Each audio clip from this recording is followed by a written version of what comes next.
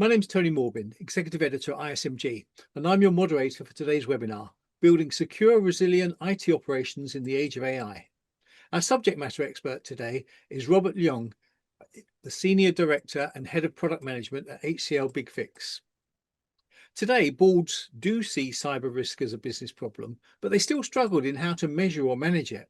Despite allocating ever greater resources in terms of budget and personnel, cybersecurity losses keep rising. Globally, losses are 52 times spending, and businesses need to stem the bleeding. Now organizations are combining AI-driven automation with human expertise to balance operational efficiency, compliance, and resilience, and create a proactive approach to security and compliance that can adapt to evolving threats. In today's webinar, we'll discuss how to leverage real-time visibility, intelligent remediation, and continuous compliance to strengthen operational resilience and reduce cyber risk across distributed environments. The discussion will also include how to bridge the gap between IT ops and DevSecOps, drive unified risk-aware decision-making, accelerate patching and remediation with AI-led threat-informed automation, and maintain continuous compliance with built-in policy checks mapped to global frameworks.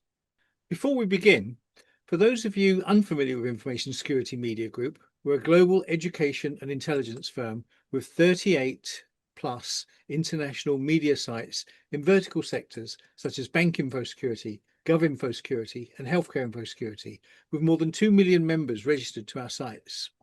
If you do have any questions for our speakers during the course of this session, please submit them via the chat window on your screen.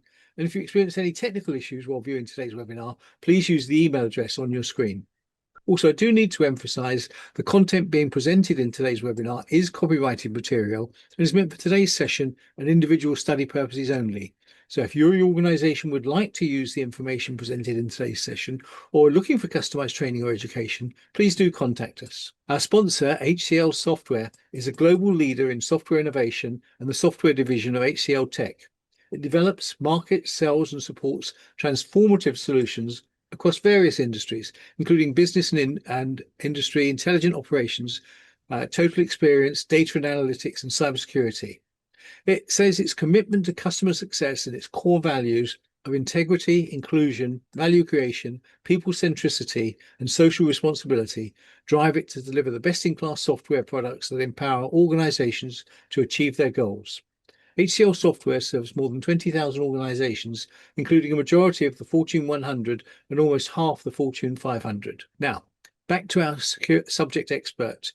Robert Leong is the Senior Director of Cybersecurity Product Management at HCLSoftware.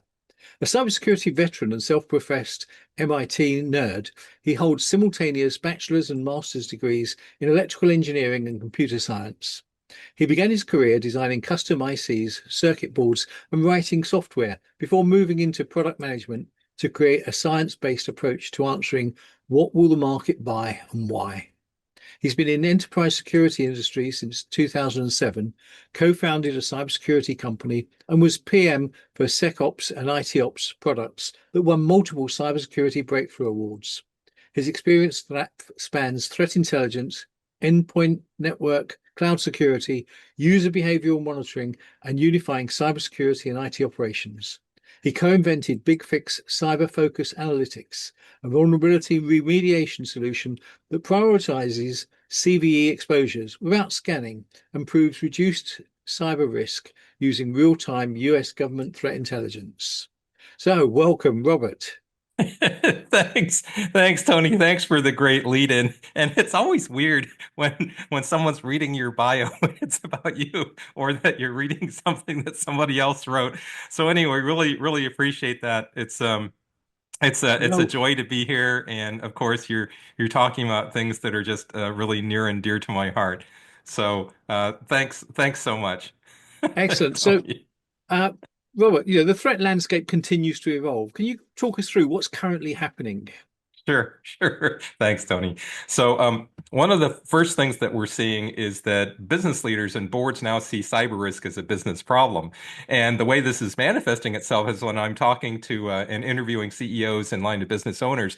I remember one guy said, Listen, Robert, here's the deal. I'm not going to get my bonus and my stock options unless I have cybersecurity risk under control. The problem is I have no idea how to do that. I'm not a technical guy. I'm a business person. So I need some help. I don't even know which KPIs to use, much less how to make business decisions that affect cyber risk. Now, this is a huge sea change that we're seeing in the industry, and there's a reason why we're seeing this sea change. I A lot of us see this sort of thing where it's like, hey, we're spending $200 billion on cybersecurity software and services this year, but we're going to lose in excess of 10 trillion. That's not a typo, it's a T. Trillion. And of course, that's like lost customers, lost revenue, payout for ransomware, cost of restoration. But I expressed it in terms of a ratio because it shows just how huge the problem is. Our losses are 50 times greater than cybersecurity spending. And what's worse, it's projected to go to 68x losses by 2029, 2030 if we keep doing the same things. So, how do you like them bananas? You say keep doing the same thing. Can you explain a little bit more? And also, what should we be doing differently?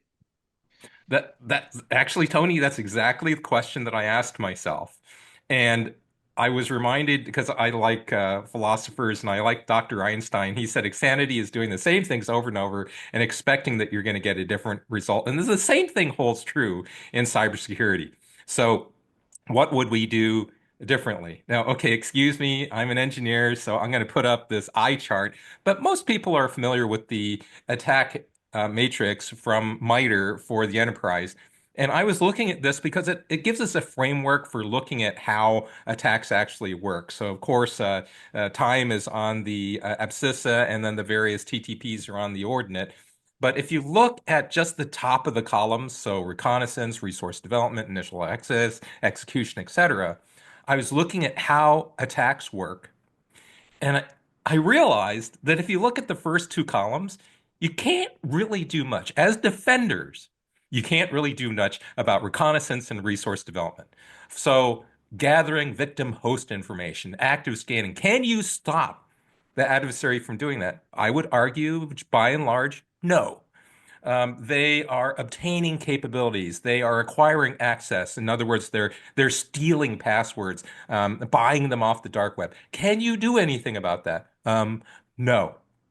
But when I came to the third column, initial access, I'm like, wait a minute. You can do something about that. And as I was thinking about it, I'm willing to make an assertion. And an assertion is as follows. If we can prevent initial access, then all external attacks will fail, not just one of them, because they have to get a toehold. They have to establish a beachhead on your computing estate, or the attack can't go forward. Now, that's what I think we should do because we spent a lot of time talking about detecting execution, detecting persistence, detecting privilege escalation. But what if you could prevent all initial access? And so I looked into that. And I saw this, and this, of course, is from the latest, from I think July 2025 Verizon Data Breach Investigation Report. And this chart, because they have hundreds of charts in there, well, at least dozens, this one absolutely stunned me. And frankly, it should stun you too. Why? Because there's been a huge sea change over the last couple of years. You'll see credential abuse is down sharply from a high of like 40 something percent of the initial access vectors were from stolen passwords. But hooray, MFA, because it's actually working. MFA has caused a dramatic drop in credential abuse. Notice phishing is mostly flat because you can always fool some people into clicking on something naughty that they really shouldn't. But the thing that should freak us all out is exploitation of vulnerabilities. Look at that. It went from a low of, let's call it 6%, and it's now essentially statistically tied for number one with credential abuse. In fact, I think that next year's report is probably going to show it as the clear number one. And you can see that it is number one clearly for initial access vector for ransomware and exploitationware. So this is absolutely stunning. And we should sit there because this is a huge change in how they achieve landfall in a very, very short amount of time. What do you So, think, Tony? well, I was going to say, it's pretty stunning, but why are we not focusing on exploits? Well, when I talk to people, it's like, because it's boring. Nobody wants to focus on exploitive vulnerabilities because it basically means that you're applying patches. You're applying patches to your computing estate, and it disrupts business. It slows things down because let's admit it, cybersecurity causes disruption and friction in the computing estate, and nobody wants that. And it's viewed as kind of boring. I mean, how many times have you sat there in front of your your laptop and it's like, okay, we need to apply a Microsoft or an Adobe security update. Nobody, most people I know say no, no, no, delay, defer, defer, stop, stop, stop. So that's part of the deal. But the whole thing is you have to ask yourself, why isn't the exploitable vulnerability attack surface at zero? Why can't we just apply all the patches and just keep this not going from like, 6% to 22%? Why isn't it at freaking zero? That's the real question that I think we have to ask ourselves.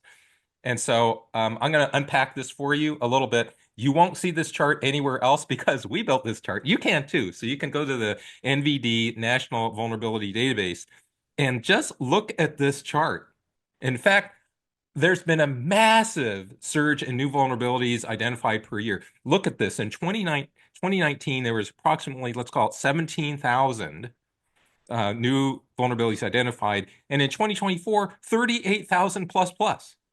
That's more than double in whatever the 4 or 5 year time frame. Well, pardon me, 6 year time frame. And you have to ask yourself why. So I sat there and I have a hypothesis, and I call it a hypothesis because there isn't sufficient metadata or information in NVD for you to actually figure this out, because they don't tell you, they just tell you that there is a vulnerability, not how it got there and who caused it, right? Let's think this through. Vulnerabilities are mistaken coding. We had a massive, massive change in computing in 2020. I mean, we all lived through it. What was it? It was the pandemic, right? So COVID-19. We had rapid changes in computing. We had remote work. We crammed things into the cloud. And I would submit that there are too many vulnerabilities, broken control paradigm. Okay, so you can't remediate to zero because there's too darn many of these things.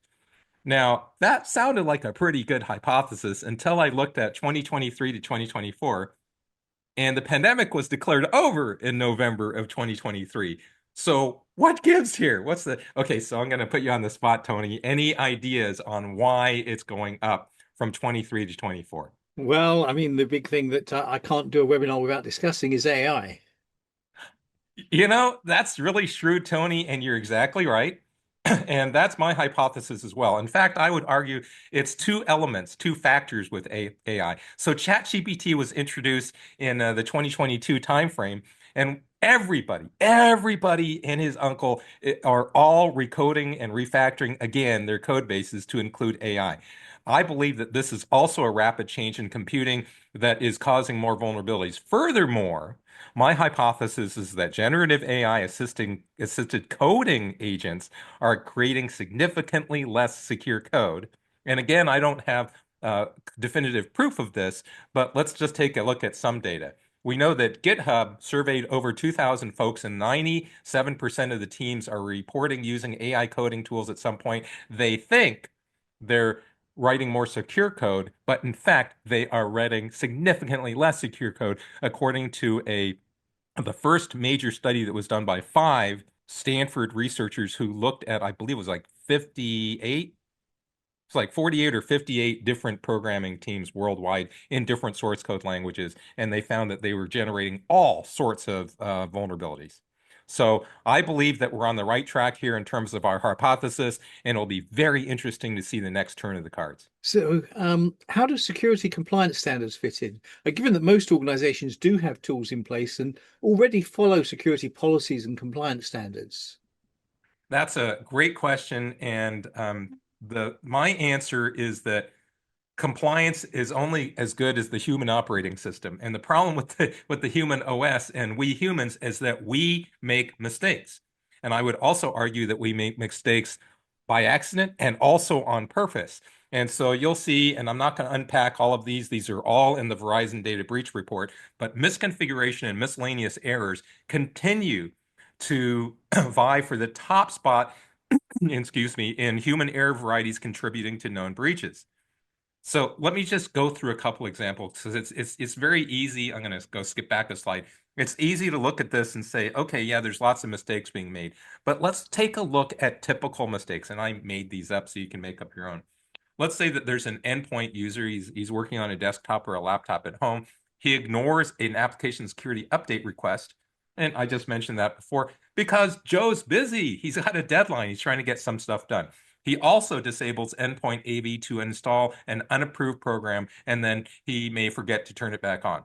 Or he notices that his machine works faster without it on, and he leaves it on. Look at this scorecard from Gartner. 69% of employees intentionally bypassed cybersecurity guidance in the last 12 months. I was hoping it would be lower. 63%, almost two-thirds of employees use their work device for personal matters, even if this is against the secure behavior policy. You're not allowed to do that. So this is just really, really bad. Cyril, what is this scorecard for vulnerability remediation? That's a great question, Tony. And the answer is we are not doing well. There is nearly an order of magnitude difference between organizations and how much time they take to remediate a known exploited vulnerability versus what actually happens. So let's take a look at the details. The median time for remediation of one identified CISA known exploited vulnerability for all devices is 38 days, and the median time for an edge device, which is, of course, something that's outside the DMZ, is 32 days. But if you take a look at the time that it takes for mass exploitation by an adversary, the answer is 5 days or less. In fact, I predict it'll probably be 2 or 3 days in this next year's report. It's really, really, really speeding up. It is a speed contest, and we are losing. That's the problem. Are there any reasons why the exploitable vulnerability attack surface can't get down to zero? Yeah, so I mentioned that there's like way more than before and that we're really bad at remediating them, but you're hitting on the question of why are we so bad? And I was thinking about this and it reminded me of something that I heard a long time ago early in my career, and it is Conway's Law. And I've gone around the world, and it's surprisingly how few people remember what Melvin Conway said way back in 1967, which he said that any organization that designs a system which is defined very broadly will produce a design whose structure is a copy of the organization's communication structure and the way they organize themselves. Now, you may be looking at what is this funny picture on the left-hand side? And it's a joke, okay? It was written by someone who's into humor. But I liked it because I was searching for, diagram of Conway's Law, and this joke came up, and I thought it was funny. So I've copied it here. I'm giving him credit, but I thought it was hilarious because I live just 3 hours south of Microsoft Redmond headquarters, and do I perceive that they have very adversarial relationships among their various product divisions? Yes, I do. And anyone who has worked with Oracle, I think it's hilarious because if you are beyond your entitlements for Oracle and you have an audit coming up, you are scared spitless that their legal department is going to come in on you like a ton of bricks. The bottom line is that organizations do tend to ship how they communicate, and they tend to ship their org charts. And we have the same sorts of problems in our ecosystems as defenders. Let me give you an example. I was in the Netherlands, and there were a couple hundred people, CISOs, in the audience. And I asked for a show of hands. I said, how many of you have network defense teams? Do you have endpoint defense teams? Do you have server defense teams? Do you have business leaders who are responsible for security? Do you have IT ops who are responsible for doing security things? And all the hands went up. And then I asked the final question, which is, how many of these groups talk to each other and collaborate on a regular basis? And I was surprised because one hand went up and I said, yes, sir. He says, actually, they never talk. So the bottom line is that we're in all these bubbles, we're in all these silos. And that's a big reason why we're having a problem. And we don't communicate properly either. So let me give you an example. In Conway's Law, we communicate in terms of critical vulnerabilities. What's the CVSS score? And I told you that there were 38,000 CVEs that were in 2024, and that we now know that 43.94% of them were categorized as critical or high, but only 9%, less than 9% of them were actively exploited. That includes critical, high, low, and medium, because the adversaries are actually chaining together a lot of CVEs in order to accomplish what they want. And the problem is that we have siloized ourselves. I don't know if that's a word, but we siloize ourselves, and then we are talking about these things incorrectly. And we are victims of Conway's Law because we don't think like adversaries. Adversaries think in terms of objectives, paths or patterns or mechanisms, or a path to the objective. And if the path or pattern is closed, an alternate path. So if you are a hospital and you're afraid that they're going to put ransomware on your EMR, your electronic medical record system, the bad guys, they don't care whether they get in through a mammogram machine, or they get in through someone's laptop, or they hack in through a server. As long as they can get to the EMR, they are going to be successful, and they're going to plant the ransomware. So if you have segregated teams and they're speaking about things in not in a unified way, then we have a problem. And if we rank and sort our vulnerabilities in a way that doesn't reflect what the adversary is actually doing, that is also a problem. So these are all structural, systemic issues that I'm pointing out here that can't be fixed by technology. We have got to change the way that we act as defenders. So what should we be doing given this situation and these problems? Well, that is really the operative question, Tony. And so I drew a little diagram, and let's go through it. I told you that there's way too many vulnerabilities. We're too slow to remediate, and that we're siloed in our communications and organization. So we are essentially overwhelmed, we are misaligned, and we are disjointed. If we are overwhelmed, misaligned, and disjointed, what are the correct strategies to stop that, to fix that? And the answer is that we need to, and you can, if you think this is cheesy, you can blame me because I made up this rhymey thing. We need to accelerate, collaborate, and consolidate. Now, I want to be very, very specific by what I mean by that. When I say accelerate, I mean that we need to increase the number of important IT, security, and even business things that we can do, the important things that we can do without thinking about them, and in the same time or less time than we had before. Secondly, collaboration means we must, with malice aforethought, create opportunities for multiple stakeholders to easily work together to solve problems across IT, security, and business. And what I mean by consolidation is that we want to unify capabilities so that we can reduce the complexity, reduce the number of processes, reduce the number of teams and resources, and reduce our tool sets in order to think in a unified way, think like adversaries, and then defend accordingly. So, Robert, can you give me some examples of technology that follows these strategies? Never thought you'd ask, Tony. Thanks so much. Okay, so here's an example. I told you that Conway's Law is at work amongst our groups, and here we have a security analyst. He's on the SecOps team. He does a vulnerability scan of the network, and what does he do? Typically, they put it into a ginormous spreadsheet, and then they toss it across the wall, and they give it to the IT operations team. The IT operations team researches each vulnerability, cross-correlates with the machine. They update the spreadsheets. They manually package the fixes and the updates that are needed, and then they do the deployment and remediation. This typically takes hours, days, sometimes weeks, just to cross-correlate everything. And usually they're working in silos. There's a reason why there's a picture of a wall there.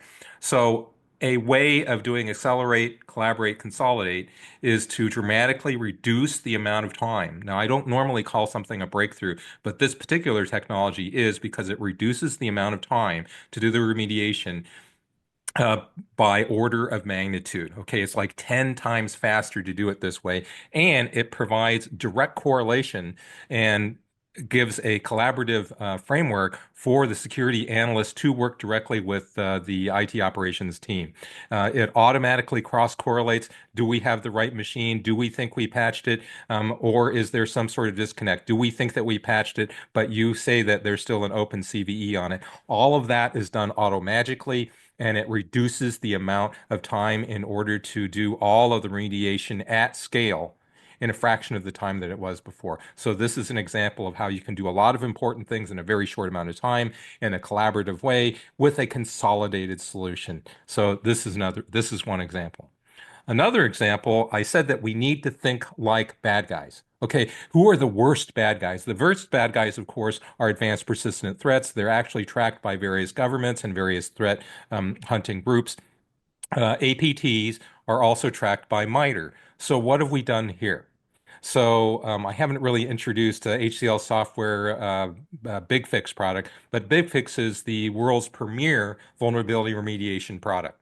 So it actually does the whole vulnerability remediation. It has lots of automation that follow these three strategies. So in this case, we go and in real time, we pull the APT CVE information. What that means is that MITRE tracks the CVEs, the vulnerabilities that are known to be used by the most dangerous attack groups. And what we've done is we've pulled that information, we've cross-correlated it with the patching history records that we have for your computing estate. And so you'll notice there's servers, desktop, laptops, mobile devices, cloud endpoints. And we show you in a column graph exactly what your exposure is, the number of exposures, the number of machines, exactly what the machines are. We give you a way so that SecOps and IT ops can collaborate. We built in a remediation simulator, and that's what you're seeing, the flicking back and forth there. What happens if we remediate this versus remediate that? What does the attack surface look like? Then finally, because it is a remediation solution, it collects all the patch content and we patch everything at scale. Last but not least, you'll notice in the upper right-hand corner, it says completely mitigating CVE 2017-0199 will reduce the attack surface by 25.6%. That is what we call prescriptive analytics. We're the only ones in the market, and it dramatically reduces the attack surface in the least amount of time with the least number of patches. So this is an automated system that follows the accelerate, collaborate, consolidate. Let me give you another example. CISA KEV. CISA, of course, is the Cybersecurity Infrastructure Security Administration, and it's essentially the U.S. government. The U.S. government has a KEV. They have a known exploited vulnerability database. And what we did here is, and you can blame me because I co-designed this. This is a bubble chart. It was designed in part so that anyone, including non-technical users, can actually figure out whether they have a problem. So there's a database of known exploited vulnerabilities. We will pull that database in real time off of CISA, and then we'll compare it to the patching records that we have in BigFix. This shows you in real time exactly which machines are not patched. What's your worst problem? The answer is the bigger the bubble, the higher the bubble, the darker the bubble, the worse your problem is. The further to the left the bubble is, the more you are past the government specified due date. So the bubble chart gives you an immediate way to collaborate on things. It gives the business user a way to look at things, and then it gives you a way to collaborate together to remediate these things at scale, and to do so in a way that reduces your attack surface faster by looking at the biggest, darkest, highest bubbles. But wait, there's more. Okay, I told you that Joe was ignoring a security application update. He's busy. He disabled endpoint AV. How can we help here? And the answer is that BigFix can immediately spot that AV is off and then turn it back on. It can force the security update to protect the device. The laptop will be put back into a standard security compliant configuration so that you can have automated compliance enforcement. That's the phrase that I like to say. This is a dramatic acceleration because IT didn't have to do anything. And yet this is a tool that allows the security policy managers as well as the IT managers to collaborate together to do automated enforcement in a consolidated way. In addition to that, and we've got way more here, another way that you can solve the problem with Joe, because you'll notice that the problem here, let me go back a slide. Joe ignored a security update because he's busy and he has to install this program. Well, what could we do to make the whole thing go away, not simply with automated policy and enforcement, but do this with AI so that we can have faster operations and do it in what I call a secure by construction, correct by construction way? And the way that we would do this is like, let's just say Joe needs to get a new application to get more work done. He can ask the generative AI, the natural language processing AI that's built into BigFix for help. And it can say, hey, I need a new note-taking application. It can automatically determine what Joe's entitled to, recommend the applications he can use, verify that his machine can actually take that application, and will automatically install the application. If it needs to turn off endpoint AV and then turn it back on or reconfigure something, it can do all of that, and it can do it without Joe having to lift a finger. He just has to say, yes, I approve, go for it. So Joe gets what he needs to finish the assignment, all without IT involvement, without security misconfigurations. So this is another way to skin the cat that will dramatically increase the security as well as the speed of operations, because Joe's able to get their work done. This will work at 3 in the morning. It doesn't involve any IT machines, or excuse me, personnel, and you don't even have to open a ticket here. You don't have to open a ticket in the CMDB. This is all done automatically. Okay, I'm going to hit you with a couple more examples and then we'll pause there. Here's a completely AI automated exploitation, vulnerability, attack surface reduction. Let's suppose that the security team learns of a new Russian cyber ransomware that's attacking and leveraging multiple CVEs in your sector, in your geography. BigFix actually has AI, agentic AI that can use natural language processing to ask a question. Okay, gather all of these. Here's my list of CVEs. How many of these are open on this machine? It can answer that question by running a diagnostic fixlet, telling you what the patching records are and whether there are open CVEs according to the records, and that it can automatically apply all the correct CVE remediation to the server under the direction of the IT administration. This can all be done simply by talking to the agentic AI, natural language processing, generative AI. I know I'm throwing a lot of words in there, but this is all automated, and this is a brand new capability that was just released. It's really, really exciting. And if you're interested in it, you definitely want to take a look. Last but not least, I started the whole thing. We started this. The first thing that you asked me, Tony, was what's happening in the world of business. And I was thinking about how we can help the business user to be able to manage cyber risk using business decisions. Now, I came up with 3 requirements that must be met. 1, whatever KPI we give him or her has to be linked to business goals and cyber risk. 2, it has to be things that can be controlled by tooling or processes. And then 3rd, it has to be high quality metrics that can be trended. In this case, I woke up one day and I said, I realized that time can be a measurement of cyber risk. The exploitable vulnerability exposure time, that's a measurement of risk. So if we reduce that, we reduce the risk. If we have more of it, we have more risk. It can be controlled by patching processes within that are driven by BigFix. And finally, it is a measurement because you can tell whether you're taking longer, whether you're taking the same amount of time, or you're taking shorter. So let's just take a look. Suppose that you are a bank in India. Okay, you're a bank in India. Of course, you've got online banking servers. Let's just assume that you lose a massive amount of money per hour for every hour that the banking servers are down. So if they got hit by ransomware, you would be in really bad shape. That, of course, is a critical computing system. Keeping it up and having the least a justifiable amount of exploitable vulnerability exposure time is what you're looking for here. So let's call it days. Days to remediate all critical security patches on your online banking servers.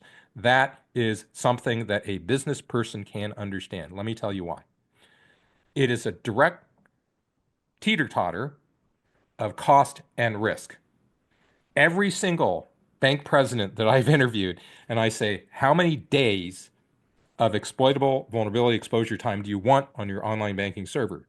And they always say 0 days. I don't want any exposure. And suppose that I say that I'm making this up here. Suppose that I say your team, your security and your IT team has said that it's going to cost you $30 million worth of extra tooling per year above and beyond their current resources to do same-day patching on all the online banking servers. Then they might say, well, I'm not paying for that. Good grief. Okay, What else do you have in your bag? Well, immediately it's become a negotiation that's based on the relationship between cost and risk. You pay the $30 million extra per year, you have the minimum amount of risk because it's same day patching, but the cost is very high. If you want to pay less and have more days for patching, then you have more risk, but you cost less and you can pocket the savings. So let's just, for grins and giggles, say that they agree to a 10-day remediation cycle, a 10-day protection level agreement, and that will cost them, I don't know, 2 million, 3 million, something like that. You have to ask, the business person has to ask what exposure time is justifiable in front of the stakeholders. And what we find is that it differs from company to company. But if it's a 10-day agreed protection level agreement, that's the 10 days. Beyond that, anything more than that is beyond the PLA. Anything less than that is within the PLA. Now, here's where it really gets interesting. Tony, if the Indian bank gets hacked at day 12, who's responsible? And the answer is it's security and IT because they promised they would get it done. They said, if you give us the $3 million, we'll get it done in 10 days. And they didn't. They were hacked on day 12. So we have a control point that we can hold people accountable for. But what happens if you actually get hacked on day 8? And the answer is it's the business unit leader, it's the business executive, it's the CEO's responsibility because they made the decision that there would be a 10-day remediation cycle, and there's still 2 days in the cycle. Now, what's cool about that is that you immediately know what you need to do to never be hacked at day 8 again. And that is to move to, for example, a 5-day PLA. So I know I spent a lot of time on this slide because it gives a way for all three stakeholders, business, security, and IT to get together and discuss something that actually is a very quantifiable measure of security risk. Okay. I'm an Indian bank and I'm sold on this idea that I need AI-driven automation. I like the approach. Why HCL BigFix? Well, great question, Tony. I chose the Indian bank example with malice aforethought on purpose. And the reason is because HCL Software is an Indian-owned company. We are 100% supportive of the whole concept of self-reliant India. You can depend on us. We have a massive track record of helping companies in India who are just like you with the technologies to thrive and survive. For example, if you are in fact an Indian bank, we have the Reserve Bank of India remediation compliance reports that are specifically written for that industry sector and that geography. And that's just one of many, many examples. Also, we can be deployed any way you want. You're not comfortable with SaaS or you don't think that that's going to work for you. We can do SaaS, we can do on-prem, we can do cloud hosted, we can do any way you want. We also claim that we are the world's biggest support for device types, the biggest supports for operating systems, including legacy ones. And we have the world's largest library of remediation and automation and AI-enabled content. So yes, if you're an Indian bank or you're in the Indian government or you're an Indian industry, we are your go-to. Absolutely. Maybe we're running out of time, I'm afraid. So can you just sort of give us a quick summary of what we've gone through? Yes, thanks, Tony. Thanks for asking. So, the summary I would say is that we need to have a call to action here. First of all, I would say engage with business security and IT leaders who are responsible for cyber risk at your organization. You want to get them all engaged and you want them get them talking about what you can do to measurably reduce your cyber risk and stem the flow of the number of breaches. Secondly, you want to define your business risk outcomes using the three requirements that I had on the other slide. You want to link business goals with cyber risk and your most critical computing ecosystems. Secondly, you want to tie it to process and tooling that you can control and that you can actually manage. And then third, you want to have trendable, high quality metrics that you can tell whether things are getting better, getting worse, or staying the same. I would also argue that you want to define together your risk targets. And you want to do this based on outcome metrics, adversarial reality, and this unified strategy and responses. Notice that although I did talk about technology, the structural problems that we have, we need to get out of the silos. We need to not let Conway's law win here. Right. And I would also argue don't try and boil the ocean. Start something simple like the protection level agreement. Start with threat-driven collaboration tools like the ones I showed you. And then you want to land and then expand. So set a goal, start simply, unify efforts toward it, and then you want to pick vendors who have tooling that understand that you're going to have to make some structural changes in the way that you communicate in the way that you organize. And then from there, expand to all critical computing areas and areas of cyber risk. And that would be my highest recommendation is to kind of follow this 5-step process. Great overview there. Thank you so much, Robert, for sharing your insights and your expertise today. And thanks to our sponsor, HCL. I also want to thank you for taking time out of your day to attend this session. I trust that today's discussion has provided some useful data points to enable your organization to address building secure, resilient IT operations in the age of AI. We hope to see you again at one of our upcoming events. For Information Security Media Group, I'm Tony Morbin, and thank you once again, Robert. Thanks, Tony. Appreciate the time.